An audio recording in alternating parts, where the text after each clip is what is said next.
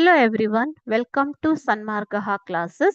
The 10th question is you have to choose the article from the in the sentence. Okay, so she sat on dash bench in dash park. So you have to choose the articles here. Articles ಅಂತಂದ್ರೆ ಏನು ಮಕ್ಕಳೇ? A and the ಮೂರು articles ಅಲ್ವಾ? So ಇದರಲ್ಲಿ ಸರಿಯಾದ article ಯಾವ್ದು use ಮಾಡ್ತೀರಾ ಅನ್ನೋದನ್ನ ನೀವು ಹೇಳ್ಬೇಕು. ಸೊ ಆಪ್ಷನ್ಸ್ ನೋಡಿ, option A the, option B and the, option C A and option C and A.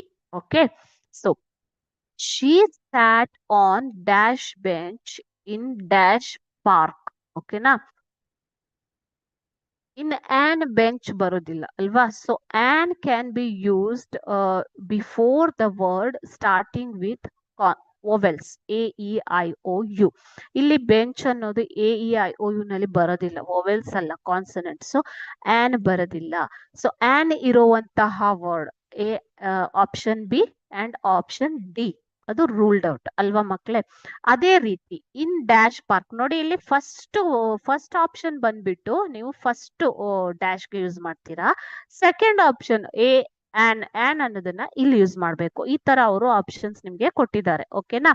So in on park ಕೂಡ, ಇಲ್ಲೂ ಕೂಡ ಆನ್ ಬರೋದಿಲ್ಲ, ಇಲ್ಲೂ ಕೂಡ ಆನ್ ಬರೋದೇ ಇಲ್ಲ ಅಲ್ವಾ ಮಕ್ಕಳೇ? ಸೊ ಯಾಕೆ ಅಂತಂದ್ರೆ neither bench nor park is starts with vowels. Okay, so ಇಲ್ಲಿ ಆನ್ ಬರುವಂತಹ ಆಪ್ಷನ್ಸ್ ನೆಲ್ಲ ನೀವು ಸುಲಭವಾಗಿ ತೆಗೆದು ಬಿಡ್ಬೋದು. ಸೊ ಯಾವಾಗ ಈಗ ನಿಮ್ಗೆ ಕರೆಕ್ಟ್ ಆನ್ಸರ್ ಸಿಗತ್ತೆ. So the and the. She sat on the bench in the park. So this will be the correct option. ಓಕೆನಾ? ಸೊ ಇಲ್ಲಿ ಎ ಅನ್ನೋದು a and an are singular. Okay, so ಆದರೆ a ಅನ್ನೋದನ್ನ ನಾವು vowels consonant ಇರೋ word ಹಿಂದ್ಗಡೆ use ಮಾಡ್ತೀವಿ. ಅದೇ ರೀತಿ ಆನ್ ಅನ್ನ ವೋವೆಲ್ಸ್ ಇರುವಂತಹ ವರ್ಡಿನ ಹಿಂದ್ಗಡೆ, in an apple, okay, a ball, ಈ ತರ. ಅರ್ಥ ಆಯ್ತಲ್ವಾ? So option A the and the is the correct answer. Thank you.